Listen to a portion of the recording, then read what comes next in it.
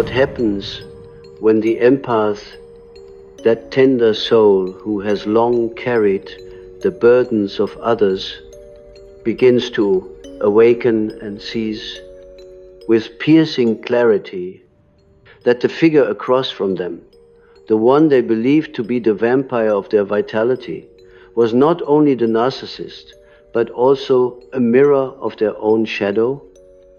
This realization strikes with the force of revelation, like a dream that shatters the illusion of daylight. It is not merely the recognition of betrayal, it is the recognition of one's own unconscious complicity. The empath has been seduced by the role of savior, intoxicated by the archetype of healer, while beneath this costume hides a darker impulse, one that mirrors the narcissist's hunger for affirmation, control, and recognition. You see, in the theater of the psyche, the empath and the narcissist are not two distinct actors standing forever opposed, but rather two faces of the same archetypal polarity. They dance like twin shadows in the cave of the unconscious, reflecting back to each other the parts that have not yet been integrated. The narcissist embodies the extreme of self-inflation, a swollen ego that feeds on others to keep itself alive. The empath embodies the extreme of self-erasure, dissolving their own boundaries to nourish the needs of another, yet both are bound by the same wound, the terror of being unseen, unloved, forgotten by the archetypal parent, cast adrift in the void of abandonment. When the empath finally sees that the narcissist was a projection of their own unacknowledged shadow, a curieux silence descend, the outrage begins to fade. The endless questions of why did they do this to me give way to a deeper inquiry. Why did I invite this figure into my life with such insistence? What part of me needed to be drained, humiliated, or forsaken in order to recognize my own secret hunger for power and significance? It is here, in this dangerous territory, that individuation begins. The unconscious loves to teach through mirrors.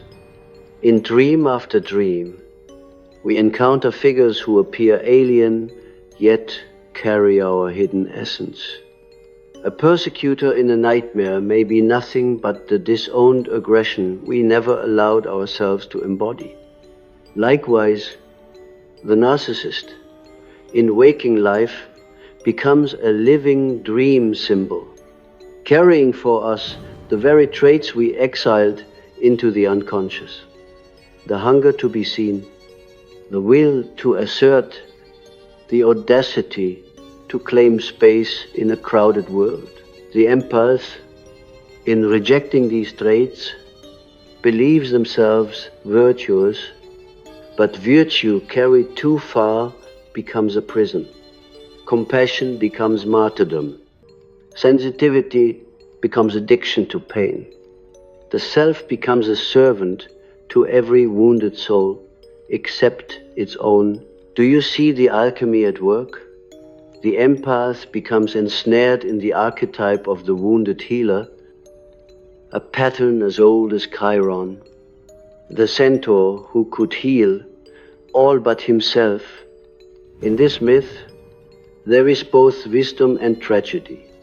The healer is drawn compulsively to those who carry wounds because they hope, unconsciously, to see reflected in the other the parts of themselves they dare not touch. The narcissist enters as the perfect partner in this unconscious rite. The narcissist's insatiable hunger draws the empath's infinite giving, and the cycle spirals until the empath's soul lies hollow. And yet, the hollowing is the key. For in the collapse of their false self, they confront their own shadow, which has long been masked by service, kindness, and sacrifice. At this moment, the empath may feel horror to recognize that the narcissist was not merely the external enemy, but also a fragment of one's own psyche, is to confront the abyss. But do not shrink away from this abyss, for in the abyss lies the treasure. The recognition is not meant to annihilate the empath's identity, but to redeem it. To integrate the shadow is to reclaim the disowned qualities of assertiveness, desire, even egoism, not to become the narcissist, but to cease living in perpetual opposition to it. Only then does compassion become authentic, no longer a strategy for survival, but an expression of wholeness. I recall dreams shared by patients where the dreamer stands before a mirror and suddenly the reflection begins to move of its own accord. Grinning with a sinister vitality, the dreamer recoils in terror, for the reflection does not seem to belong to them, and yet it is undeniably theirs. This is the same shock the empath faces when they see the narcissist within. It is the archetypal encounter with the shadow, the moment of estrangement that paradoxically leads to greater intimacy with the soul. One must remember, the narcissist is not evil in the metaphysical sense. They are not demons, but carriers of an archetype distorted by early wounds, by a childhood where love was conditional, where the developing self had to armor itself against annihilation by inflating, by shouting, "I exist," louder and louder into the void. The empath, too, was shaped in childhood, but in the opposite way. To survive, they silenced their own cries, erased their own needs, learned to anticipate the desires of the parent and merge with them completely. Both emerge from the same soil of abandonment, but they sprout in opposite directions, one into hyperinflation, the other into self-erasure. When they meet, it feels destined, like two magnets pulled together by an invisible hand. The empath believes they have found their purpose in healing the narcissist, and the narcissist believes they have found a reliable source of nourishment. It is a union orchestrated by the unconscious, and though it is painful, it is also sacred, for it serves the deeper work of individuation.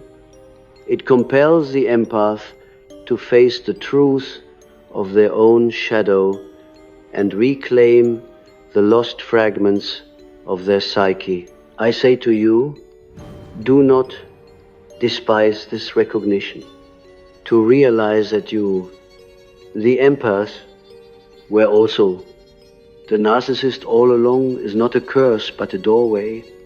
It is the threshold between innocence and wisdom.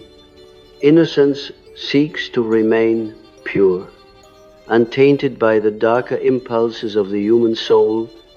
Wisdom embraces the totality, the fact that within each of us there is the potential to dominate and to submit, to give and to take, to wound and to heal. The empath's growth lies in ceasing to define themselves only by one side of the polarity.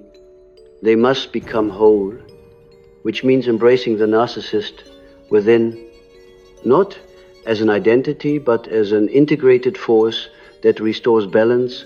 Consider the archetype of the self that mysterious center which Jung described as both the goal and the origin of the psyche, the self seeks wholeness, not perfection. It cares nothing for the masks of virtue or the labels of pathology. It arranges encounters, dreams, and relationships with ruthless precision to force us into confrontation with what we have denied. If the empath has denied their own power, their own ego, their own right to be seen, then the self will send them a narcissist as an emissary of fate. The narcissist becomes the shadow's ambassador, carrying the missing fragments of the empath's soul. But here lies the paradox. The empath, in fighting the narcissist, often mirrors them unconsciously. They may accuse the narcissist of manipulation. While manipulating through guilt, they may accuse them of egoism, while secretly hungering to be recognized as the good one. They may rage at the narcissist's control, while exercising control through sacrifice. In this mirroring, the empath sees the uncomfortable truth that the boundary between empath and narcissist is not as rigid as they believed. Both are bound by the same archetypal drama, both enslaved until they step into consciousness. This recognition is not the end but the beginning. It requires courage to admit, I too carry the narcissist within me. The words taste bitter, yet they are the medicine. For once spoken, they loosen the chains of projection. No longer must the empath seek narcissists in every corner of life, for they have found the narcissist in themselves, and in finding it, they can begin to transmute it. The alchemical texts speak of the conjunctio, the sacred marriage of opposites, sulfur and mercury, sun and moon, king and queen. Each seeks the other, not to annihilate, but to transform. So it is with the empath and the narcissist, within the individual psyche, the empathic and narcissistic tendencies must not remain enemies, but must enter into dialogue. Only when the empath admits their hunger for recognition and the narcissist admits their hidden fragility, can the opposites unite in the vessel of the self. Out of this union emerges a new consciousness, a person who can give without self-erasure and receive without domination, a person who embodies compassion with boundaries, power with humility. And so the empath, who realizes they were the narcissist all along, stands at the edge of the great transformation. They are not condemned, they are chosen to walk the perilous path of individuation, where the masks are stripped away and the soul is revealed in its totality. This path is not for the faint of heart, but it is the only path to wholeness. The recognition of one's own narcissistic shadow is like awakening in the middle of a dream, still trembling with the residue of images that feel both alien and intimately one's own. At first, there is denial, for the empath has built their entire identity upon the conviction of being the giver, the selfless one, the eternal caretaker. To admit that beneath this mask lies the same hunger that animates the narcissist is to shatter the fragile scaffolding upon which they constructed their sense of virtue. And yet, without this collapse, there can be no true rebirth. We must understand that the empath's gift of sensitivity is not false. It is genuine. It is sacred. But it has been distorted by the unconscious demand to protect themselves from abandonment. In childhood, the empath survived by attuning themselves to the moods of others, anticipating the storm before it erupted, soothing the wound before it bled too much, offering themselves as balm to avoid rejection. The narcissist, too, was born in this crucible of unmet needs, but instead of dissolving into others, they hardened into a mask of superiority. One armored themselves with giving, the other with taking. Both strategies were survival, not essence. And here lies the truth. Beneath the roles of empath and narcissist lies the same child, longing to be seen. When the empath realizes they are not so different from the narcissist, they may recoil in horror, whispering, "Does this mean I am as cruel as they are, as manipulative, as empty?" No, it does not mean you are condemned to live the role you project. It means that the traits you despised in the narcissist exist as potential within you, waiting to be acknowledged, transfigured, and brought under the light of consciousness. To deny their existence is to remain enslaved by them. To recognize them is to step into freedom. Think of the dream of a vast house with many rooms, locked and long forgotten. The dreamer wanders only in the rooms they know, the kitchen of service, the living room of kindness, the hallways of listening and sacrifice. But somewhere in the attic there is a locked chamber, filled with furniture, draped in cloth, mirrors turned to the wall, paintings of ancient kings who once ruled with pride and authority. This attic is the narcissistic part of the self, exiled, repressed, declared dangerous, but the house cannot be whole while a part of it remains sealed. And so the psyche sends the narcissist as a visitor, a dark figure who rattles the locked door until the empath has no choice but to confront it. Do you feel the weight of this? The narcissist's presence in the empath's life is not random cruelty, but archetypal necessity. They are the emissaries of the unconscious, the shadow's envoys. They force the empath to face what they would rather never see.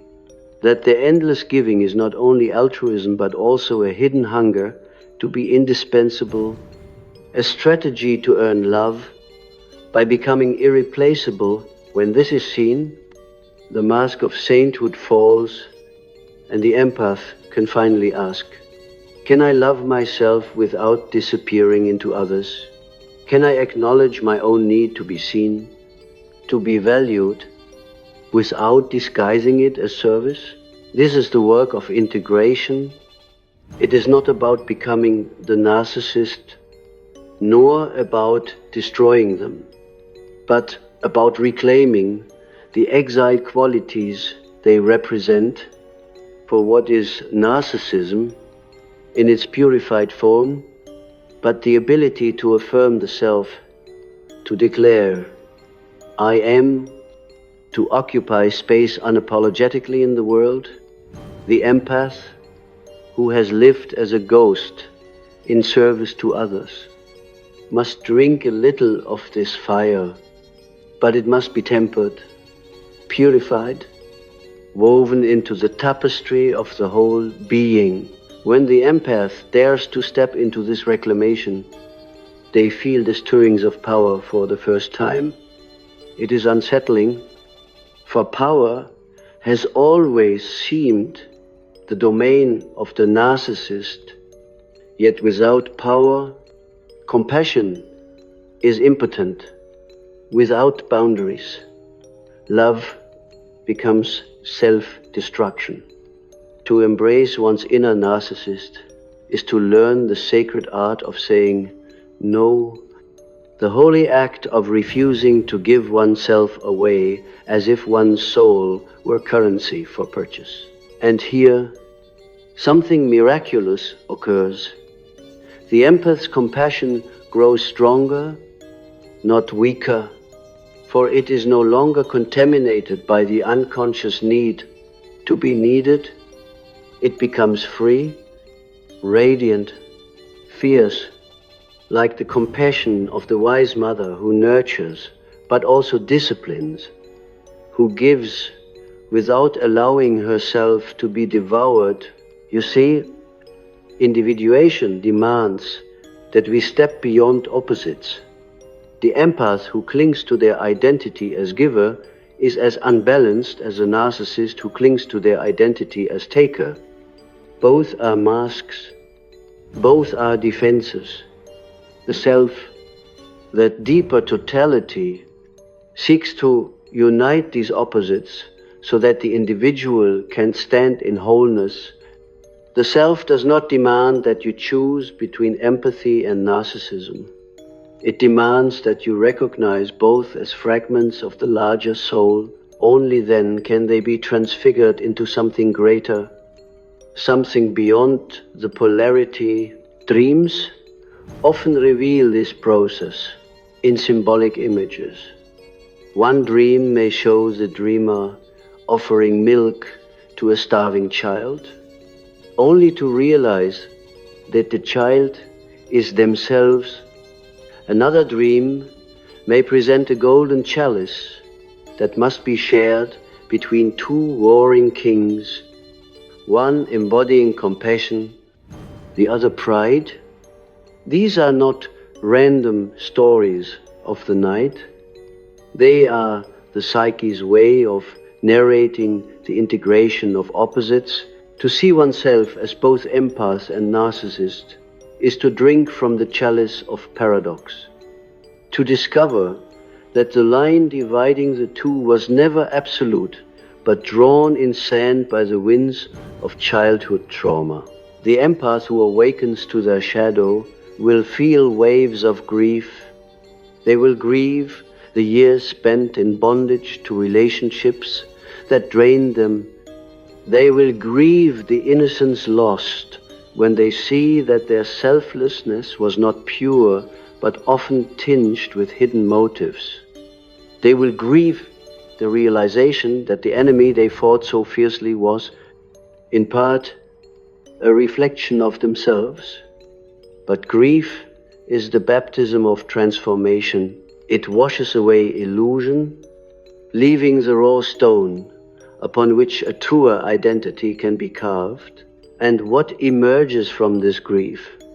A person no longer enslaved by the need to save others, no longer entrapped in cycles of being consumed by narcissists. Instead, they emerge as a sovereign being, capable of compassion with clarity, love with strength, empathy with discernment. They are no longer prey nor predator, but whole. They embody what I have called the self, the center that reconciles opposites, the archetype of totality. Imagine the empath standing before a mirror once more. This time, the reflection does not grin with sinister autonomy, but looks back with steady eyes, neither inflated nor erased, simply present. The empath sees both faces now, the giver and the taker, the humble and the proud, the child who longed to be loved and the adult who has learned to love themselves. This is the moment of integration. This is the birth of wholeness.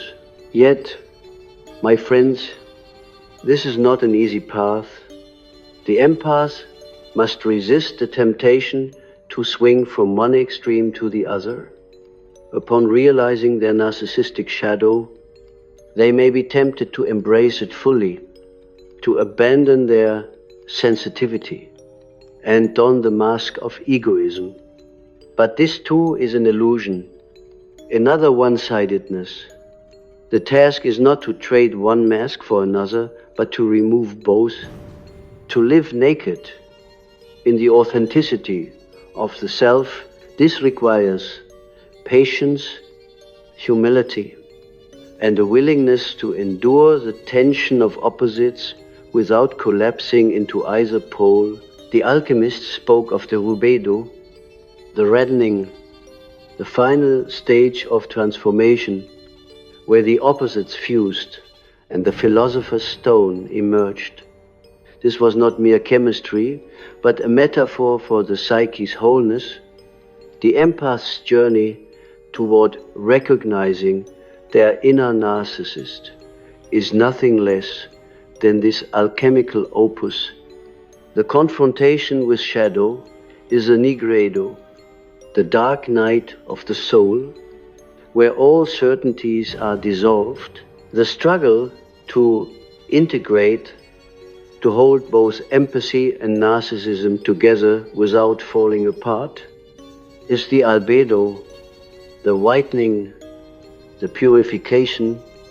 And when at last the empath emerges with compassion infused with power, humility joined with sovereignty, this is the rubedo, the reddening, the union, the birth of the whole. Do not fear the shadow, for it is not your enemy. It is your teacher, the narcissist in your life. As painful as their presence may have been, was not sent to destroy you, but to initiate you. They were the mirror, the dark twin, the emissary of the self. Through them, you were compelled to see what you had hidden from yourself. And though it hurt, though it broke your illusions, it also opened the door to your freedom. So when the empath realizes they were the narcissist all along, they do not fall into despair. They rise into wisdom. They see that the dance between these two identities was always orchestrated by the deeper self, always leading them toward integration. They step out of the cycle of projection and step into the circle of wholeness. They become not the empath, not the narcissist, but the human being who contains both and transcends both. The soul does not evolve by comfort, but by collision. When the empath finally collides with the recognition that they too have carried the narcissist within them, the ground beneath their feet trembles.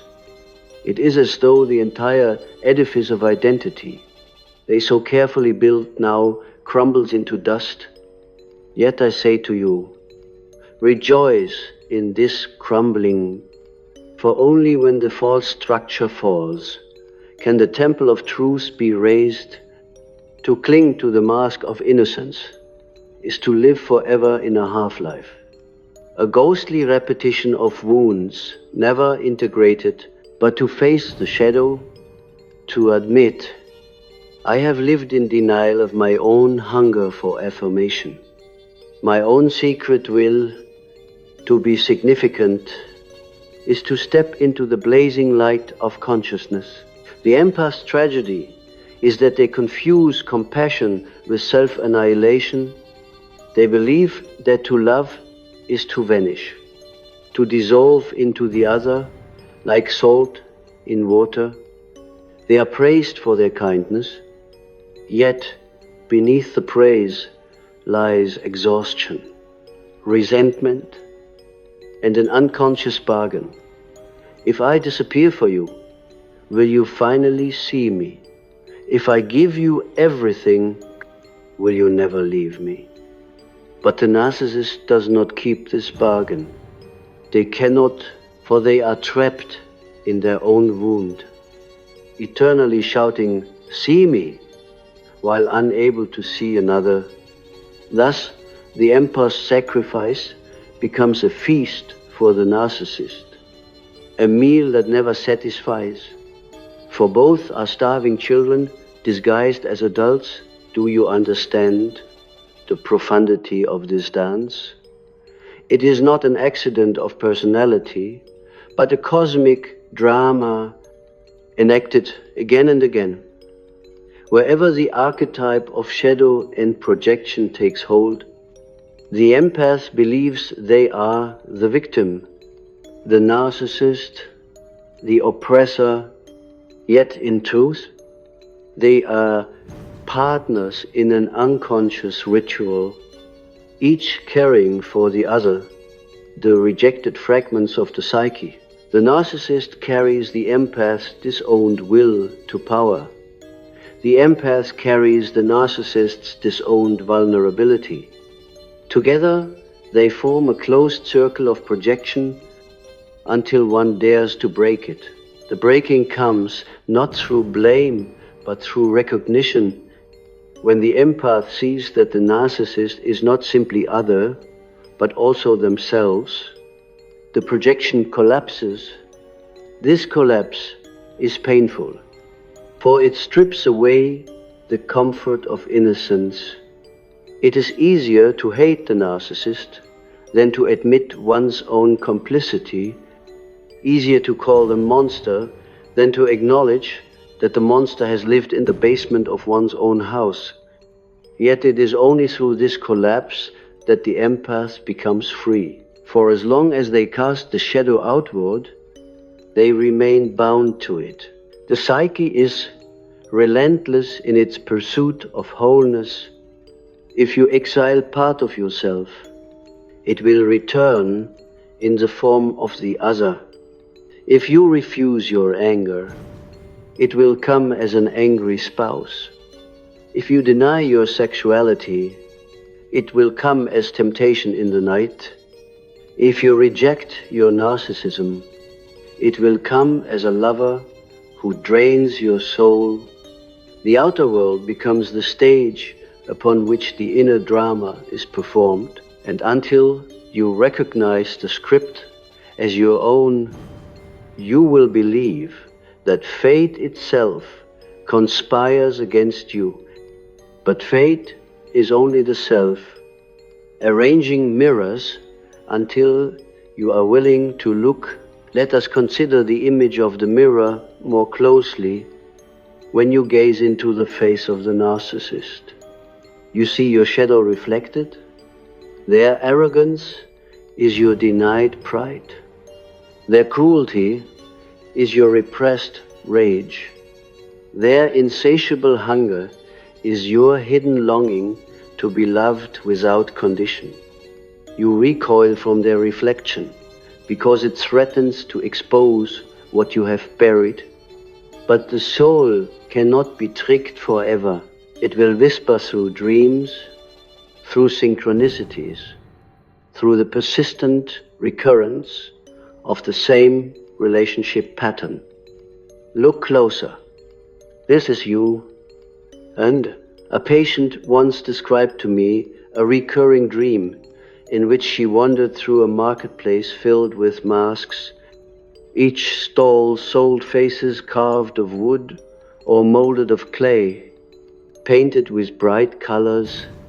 She would try on mask after mask, smiling faces, weeping faces, faces of saints and of demons. But in every mirror she looked into, the mask was cracked, and beneath the crack she saw another face, one she did not want to recognize. At last she tore off the mask and saw the face of the very person she despised most in waking life. The shock of the dream broke her open. She realized that what she hated in the other was a disowned part of herself. This is the dream of the empath who awakens. They see through the mask of innocence and discover the narcissist within. And in that moment, something radical occurs. Compassion for the narcissist begins to dawn, not a naive compassion that invites abuse, but a deeper compassion born of recognition. For to see the narcissist in oneself is to understand their hunger, their wound, their desperate strategy for survival.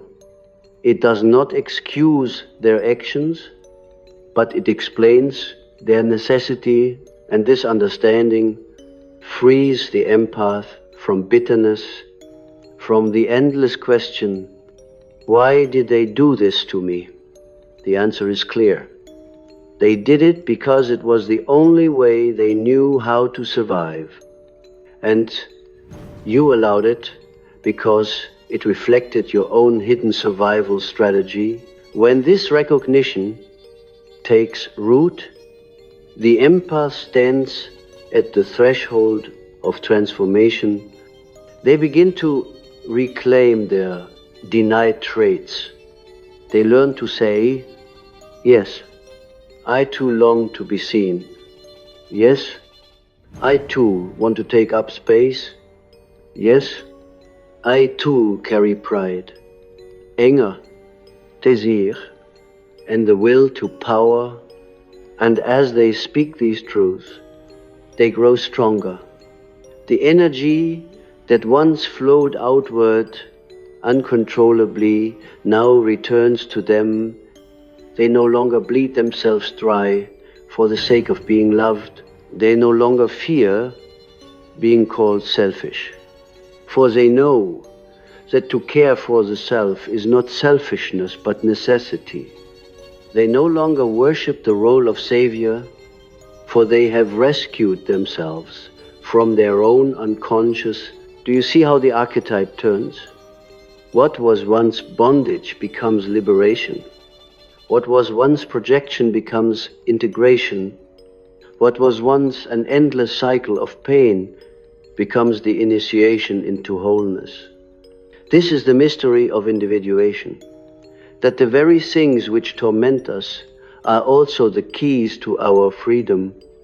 The narcissist was not only the jailer, but also the teacher. The empath's suffering was not only tragedy, but also alchemy. The alchemists spoke of turning lead into gold, and this too is the work of the empath. Their lead is the heaviness of self-sacrifice, the dull metal of unrecognized shadow. But when they admit their own narcissism, when they melt down the rigid identity of selflessness, something golden emerges. The ability to love without losing oneself, to serve without erasing, to stand in power without domination. This is gold, and it shines not only for the self, but for the world. For the empath's true calling is not to serve endlessly, nor to vanish into the needs of others, but to embody the paradox of wholeness, to be both sensitive and strong, both humble and proud, both giver and receiver. In this wholeness, they become a vessel through which the self radiates. Their empathy is no longer a defense mechanism, but a conscious choice, no longer compulsive, but creative. They become, at last, an instrument of love that is fierce, discerning, and free. So, my friends, I say again, when the empath realizes they were the narcissist all along, it is not a fall into despair, but a rise into truth. It is the lifting of the veil, the cracking of the mirror, the reconciliation of opposites. It is the death of illusion and the birth of authenticity. And though the path is difficult, though it demands the sacrifice of innocence, it offers in return the crown of wisdom. The moment of integration does not come with thunder and lightning, but with a quiet dawning, like the first light that touches the horizon after a long night. The empath, having stared into the abyss and recognized the narcissist within, begins to walk differently in the world. Their steps are slower, steadier, no longer chasing after the cries of every wounded soul, no longer pulled like a tide into the needs of others. They have learned the sacred art of pause. They have discovered that to say no is not cruelty, but alignment. And in this newfound stillness, they begin to hear the voice of their own soul, a voice that was drowned out for years by the cries of others. It is here that individuation ripens, for individuation is not merely the recognition of one's shadow, but the embodiment of wholeness in daily life. It is not enough to know intellectually that you carry both empath and narcissist within you. You must live this truth, act from it, shape your choices through it. When you give, you must ask, am I giving from fullness or from fear? When you serve, you must ask, am I serving from love or from a hidden bargain? When you love, you must ask, am I seeing the other as they are, or only as a reflection of my denied self? These questions are not burdens, but guides, lanterns, to light the way on the narrow path. The empath who has integrated their shadow walks with a new authority. This authority is not domination, but it is unmistakable. They no longer seek validation through endless sacrifice, nor do they tolerate the slow erosion of their spirit by those who would consume them. Their empathy becomes a choice, not a compulsion. They can look into the eyes of another in pain and decide with clarity whether to step forward or to step back. This freedom is the fruit of integration. Do you see how the circle turns? What began as bondage to the narcissist becomes liberation through the narcissist. The very relationship that seemed to destroy the empath becomes the catalyst for their wholeness. This is the paradoxical wisdom of the psyche, that the enemy is often the hidden ally, the destroyer, the secret initiator. In myth, this pattern appears again and again. The dragon that guards the treasure is not there to prevent you from finding it, but to test your readiness to claim it. The narcissist was your dragon, fierce and consuming, but within their fire lay the treasure of your own denied strength. And now you stand with the treasure in your hands. But remember, the treasure is not for hoarding. Individuation is not a private possession, but a gift for the collective. The empath who integrates their narcissistic shadow becomes a healer in the truest sense, not because they compulsively give, but because they embody wholeness. Their very presence becomes medicine. Others feel in them a balance rarely encountered in the world. A heart that can love without being enslaved. A spirit that can stand firm without closing off. This is the archetype of the self made visible, the union of opposites, embodied in human form. But beware, for the work does not end here. The psyche is vast, and the shadow has many layers. To integrate one polarity is to prepare for the confrontation with another. Life will continue to bring mirrors, dreams, and relationships that reveal what still lies hidden. The empath who has embraced their narcissistic shadow may next be asked to embrace their aggression, their sexuality, their mortality. The path of individuation is unending, a spiral that deepens with each turn to rest upon one integration, as though it were the final goal is to fall back into illusion. And yet, each step brings greater freedom. Each recognition releases more energy for life. The empath who once lived as a servant of others now discovers creativity, vitality, joy. They begin to explore their own desires, their own calling, without shame. They may write, paint, teach, or simply live with a fullness that radiates into all they touch. For when the soul is no longer split between denial and projection, it can pour itself into the world with authenticity. I tell you this, the world needs such individuals.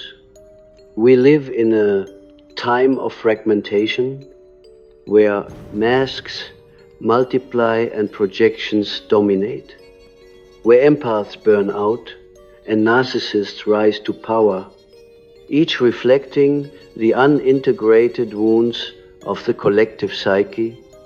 The work you do within yourself to embrace both your empathy and your narcissism, to hold them together without denial, is not merely personal, it is archetypal.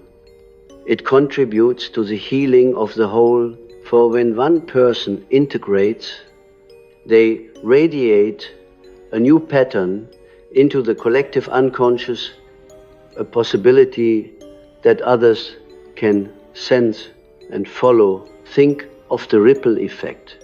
One empath who integrates no longer enters into cycles of abuse, no longer feeds the narcissist unconsciously. This disrupts the pattern, forcing the narcissist to confront their own emptiness. It also frees future generations. For children raised by an integrated parent do not inherit the same wounds. In this way, your personal transformation becomes a collective act, your individuation, a contribution to humanity's evolution. And so I say, do not shrink from the recognition that you were the narcissist all along. Do not despise the mirror, however harsh its reflection, for this recognition is the key to your freedom, the treasure of your journey, the beginning of your true life. It is the invitation to step beyond innocence into wisdom, beyond projection into integration, beyond fragmentation into wholeness. In the end, the empath who integrates their narcissist does not cease to be empathic. They become something greater, a human being who contains opposites, who lives in paradox, who embodies the fullness of the self. They are no longer chained to one identity but move fluidly between poles, guided not by fear but by consciousness. They can give and receive, lead and follow, speak and listen, love and let go. This is freedom. This is individuation. This is the life of the whole soul. And now I leave you with this. When you next encounter the figure who drains you, who demands from you endlessly, who seems to embody all you reject, pause before you recoil. Look into their eyes and ask, what of me lives here? What fragment of my soul have I cast into this figure? And if you dare to answer honestly, you will find that the enemy dissolves into teacher, the shadow into guide, you will find that the narcissist was never simply the other, but always the part of yourself you had not yet loved. And in loving it, you will find yourself whole.